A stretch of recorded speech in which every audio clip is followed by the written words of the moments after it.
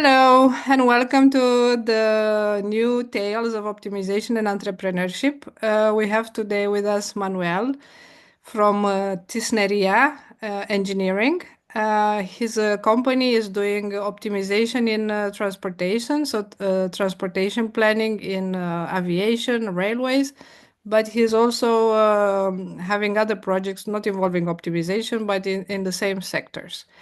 Manuel, thank you. If you want to introduce yourself, your company, and if you already can start to tell us how did you start, how did you have the idea, how were the beginnings of the company?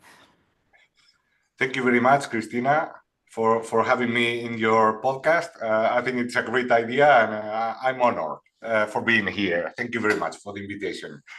My name is Manuel Fuentes. I'm an aeronautical engineer specialized in space vehicles, nothing to do with what I'm doing now. And also, I hold a PhD in aerospace engineering also. I founded my company, Tisneria Engineering, almost 6 years ago now. And the process of reaching that point is quite long. In fact, it's related to my PhD studies. During my studies in aerospace engineering or aeronautical engineering, I contacted a professor who was offering an internship, like a partial time job for research there in the university, in the Department of Applied Mathematics and Statistics in my school of engineering. And I thought it would be very nice to put a feet over there and to start researching and seeing what happens. So when I was starting in that internship, I realized that this kind of maths, where the optimization actually were just lovely and very interesting, and not deeply exploded at least in Spain. I saw what most of us, I think we see that it's not so common. It's quite unknown, but like a gem, so very, very interesting and applicable. So this professor told me the research lines they were working in, all right, and he let me choose what I wanted to do. I asked him what was the most challenging problem that they were facing at that time. I like real challenges, and that was the crew scheduling problem applied to rapid transit networks in railways. So I decided to start over there. Once I finished my studies in aerospace engineering, I decided to go on with this and to start my PhD studies, but with a clear idea. By the time I knew already, I'm talking about like 12 or 13, almost 13 years ago.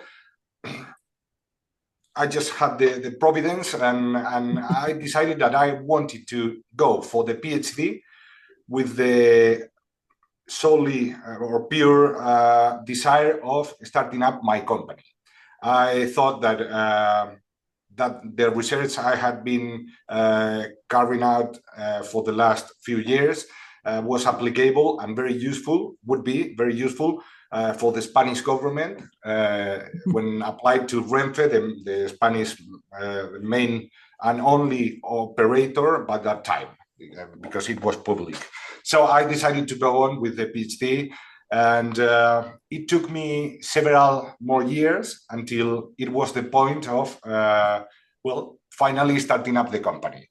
So I tried maybe just stop me if this is taking a lot of time. But No, well, it's okay. No, I wanted to ask about like how did you find the first project because you're going in that direction. So you wanted to go and talk to the government, but sure. did you get a project or how did that go? I was reaching that point. Okay.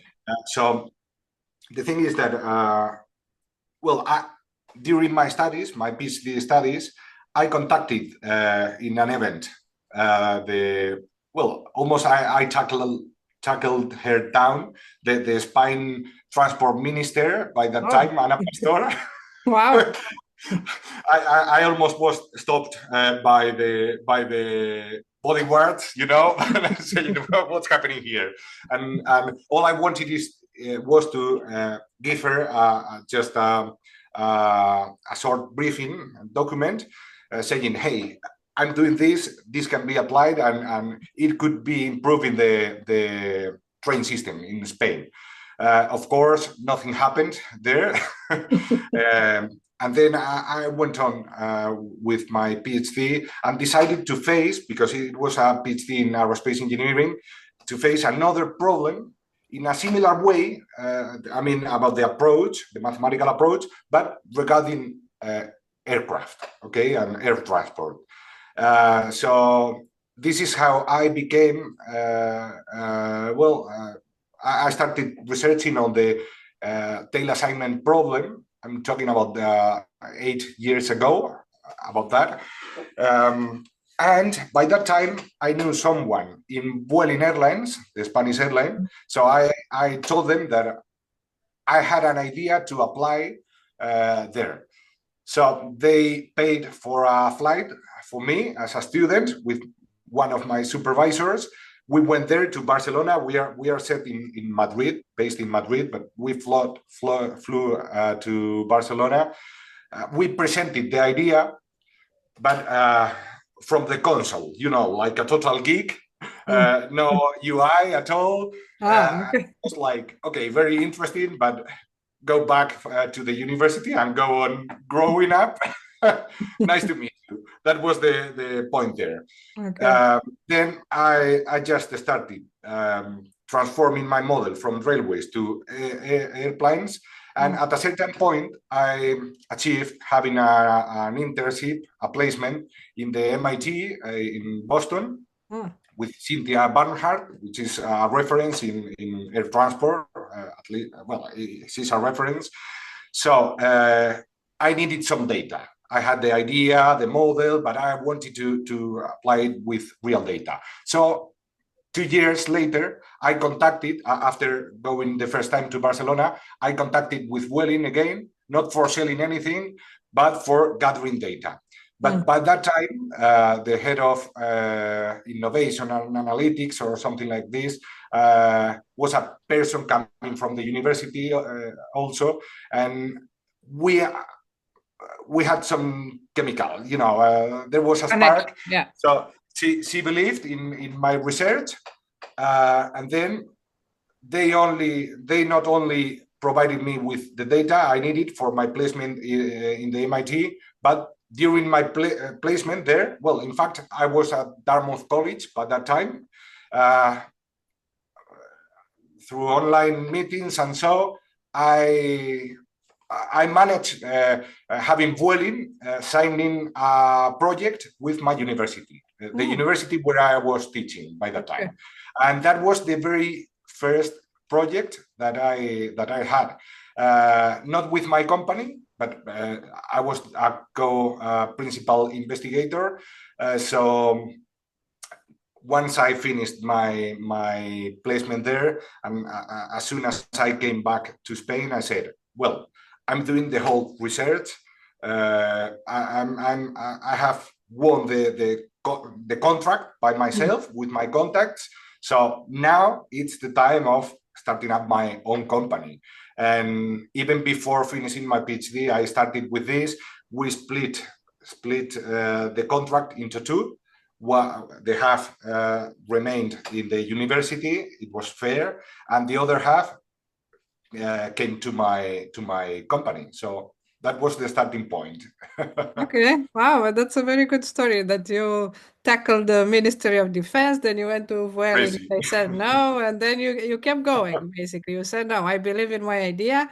But now I'm curious about the idea, like what did you bring which was not already used in the transportation sector? So what, if you can explain in English, not too technical, what idea did you bring? What was the innovation, basically?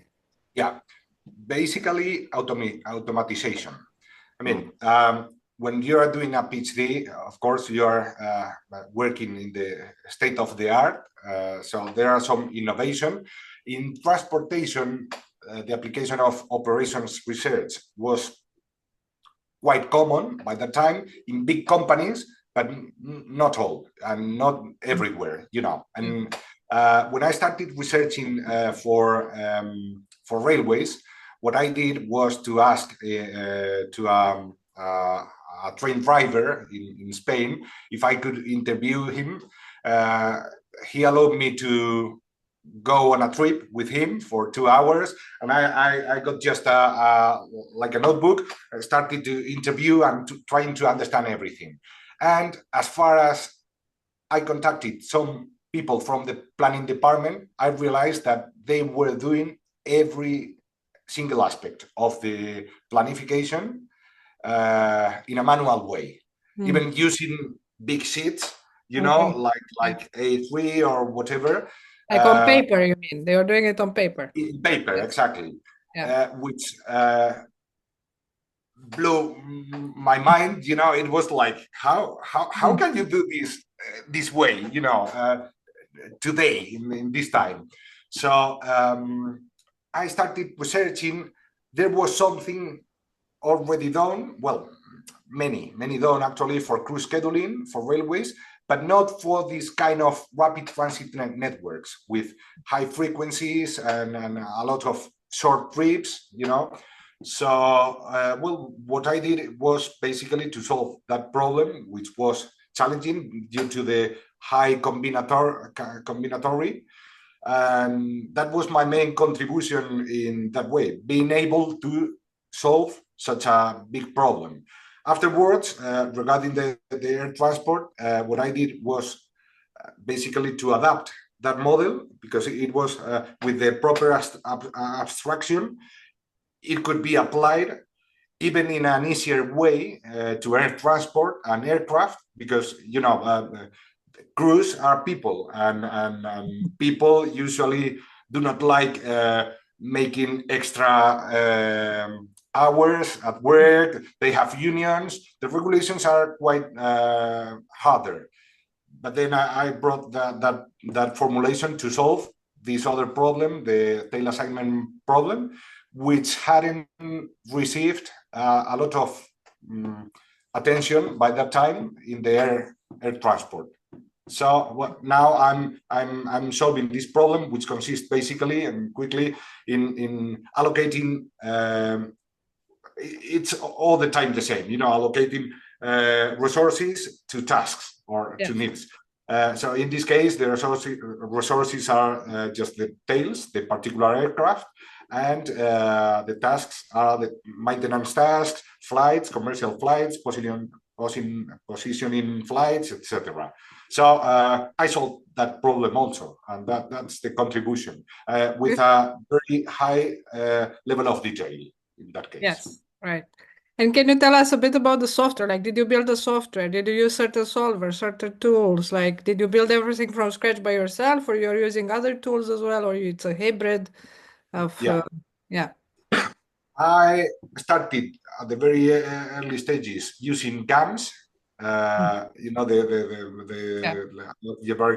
the algebraic Modeling language. modeling software language. But very shortly, I found myself having several problems with performance there. When I wanted to perform some more complex algorithms, so very early I started learning Python in order to make everything with it. at the beginning of using Python, I was using the Jupyter Notebook, which is an amazing tool for this kind of purpose. And for the solver, I was using Cplex. Right. But shortly, I discovered Groovy. In fact, Groovy and Cisneria are partners now, officially partners. And well, I realized by that time it was not so high level. Groovy was starting, but well, in fact, I conducted a comparison between both solvers. So I finally migrated to Groovy. And now for doing the tools, well, I'm not using the notebook anymore. We are, well, in particular myself, I'm using the as an IDE the PyCharm, which is perfect for Python. And we are using Python for all the backend stuff.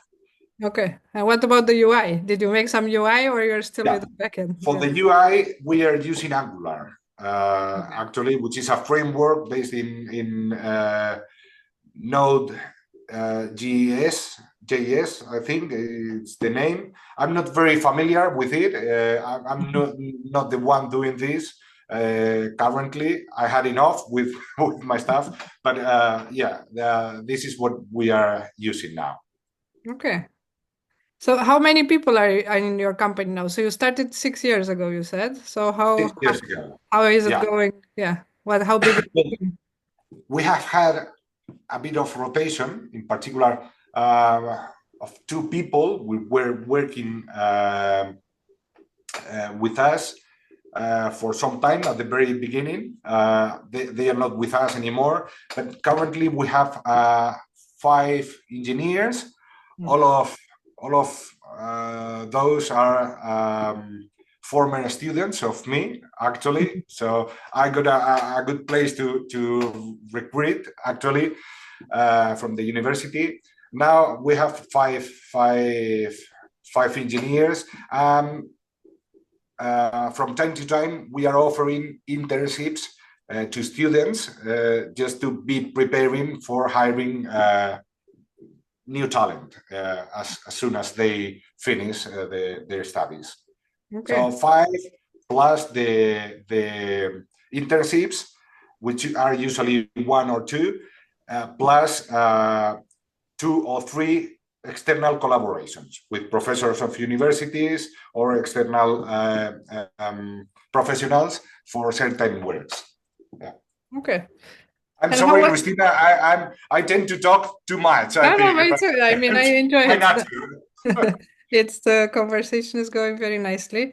And what I wanted to ask you now, so it seems like let's say you found the first project, now you are 6 years into the company.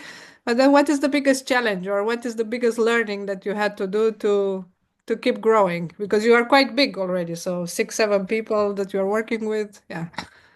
Yeah. I would say there are 2 main problems or challenges when you are starting up a company like mine. Maybe 3, but for sure, regulations and the government stuff, and at least here in Spain, this is something which is, well, it's not very bad here in Madrid where I live, but it's a challenge because you have to pay your taxes, have a lot of paperwork for the invoices, and I hate that.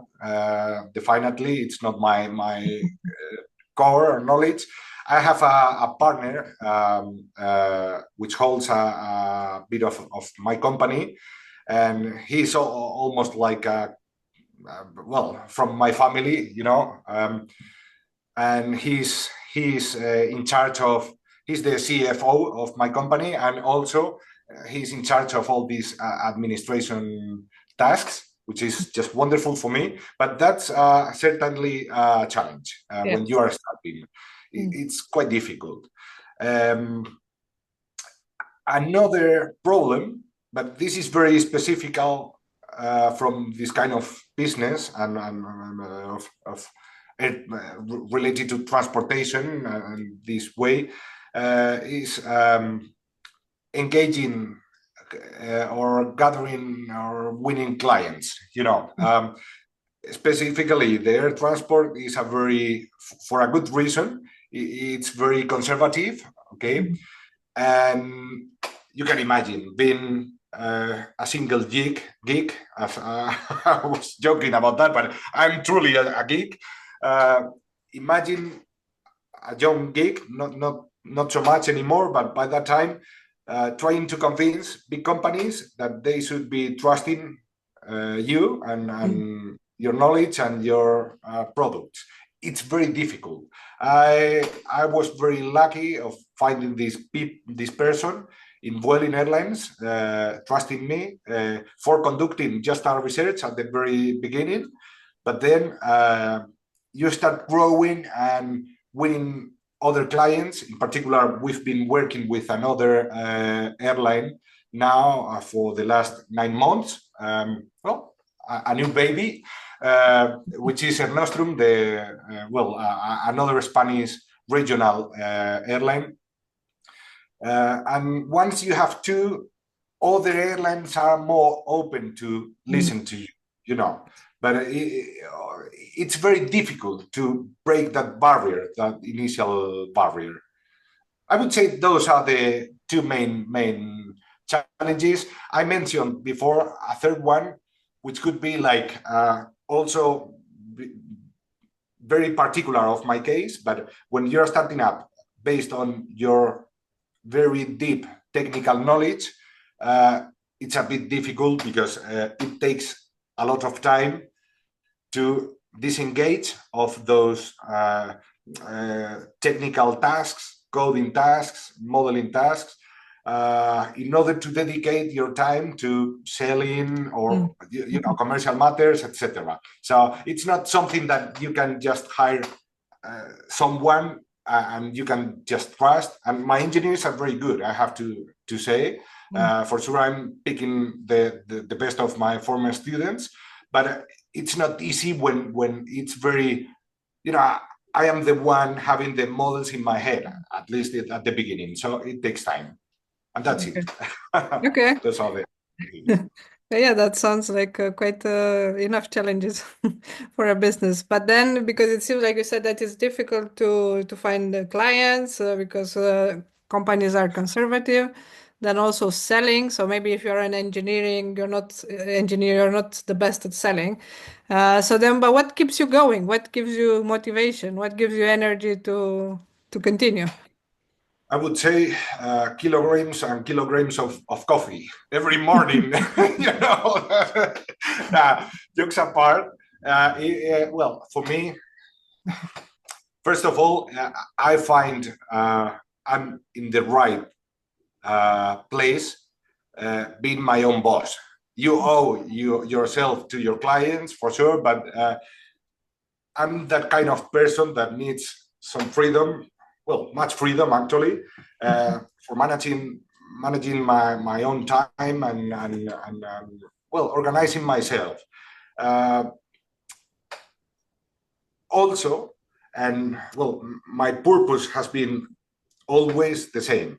I want to change at least a little bit, as far as I can, and they let me. I want to change the transportation industry, trying to improve it. Of course, my scope is very limited. It's natural, but I want to feel that I'm giving to the society something, so that's a great force to impulse a guy and to go on working, even with all the difficulties I was saying before. Okay, thank you. I guess that's the point of this podcast. On one side, to show the entrepreneurial journey and how even if you have challenges, you can still soldier on and keep going. And on the other hand, yes, the optimization brings benefits to society, and we want to show that to people. And then related to this conversation, then what is success to you? Or what was it back then and what is it now? Because you said that it's about bringing benefits to society. Would you add something else or is this it, the success definition? Success. That's a great question. Very difficult, actually. But, this is a bit, well, a little bit off topic, but for me, the success is more related to currently. When I'm very close to my 40s, it's more related to personal, the personal side more Yeah, than the professional. And being quiet and feeling just happy, waking up every morning saying, hey, I'm quiet, I'm happy, I'm relaxed, I'm doing what I chose to do. That's the main point. Regarding the professional side, it's not very clear to me. I mean, well, when maybe getting to know that I have built something from scratch, and that, in example, real airlines are using it and finding it useful. That's just it's an amazing feeling. The thing is that for now we have only two at this point, two clients regarding the airlines, but I have some good vibes. I think we are about to start having some other clients, and for me, that's just that makes me happy. yeah, Getting to know that it's my research has a purpose. It's not just a paper, theory. Yes. theory. So Yeah. I Wow. consider that as success. Yeah, I can imagine. That's a good feeling to know that what you've been doing the last few years, people are actually using it and using it for a good purpose. It's been very difficult to reach that, even with these two clients. So I'm very frustrating.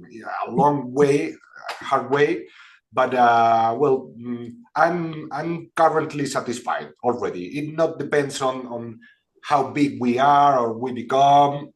I feel of course you always want more and more, and some kind of ambition is fine, but I feel happy for now.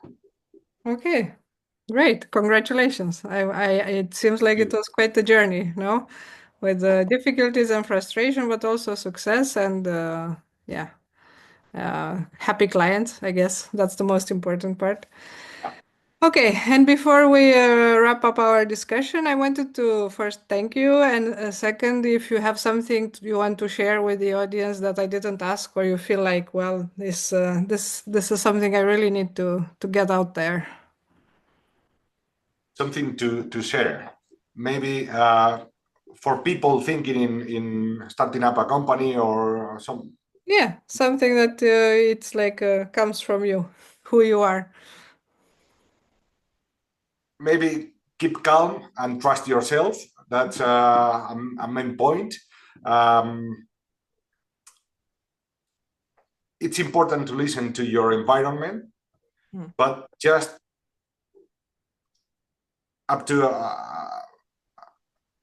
with limits. I mean, at a certain point, because you are at the end the only one that know yourself properly, and all the stuff around you.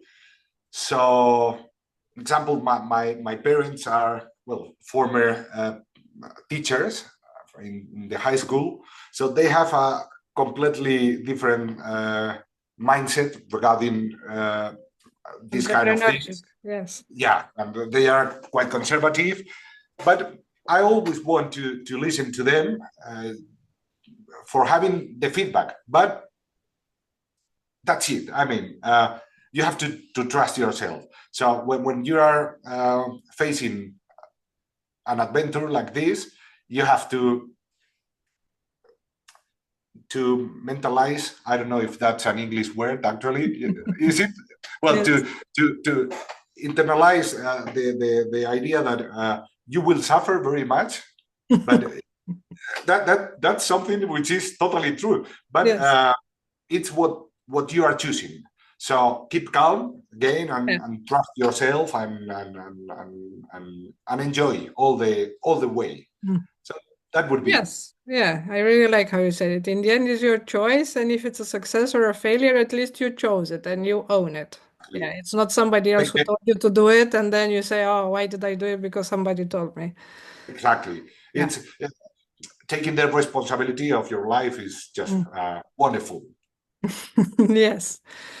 Okay, that was a great conversation. Thank you very much. And for the audience, if you have questions or suggestions, or if you know clients interested in this kind of software, you can also always contact Manuel via LinkedIn. So thank you very much for joining, and yeah, we'll see you the next time. Bye. You're welcome, Christina. Thank you very much. Have Thank a good you. day. Bye Bye. bye.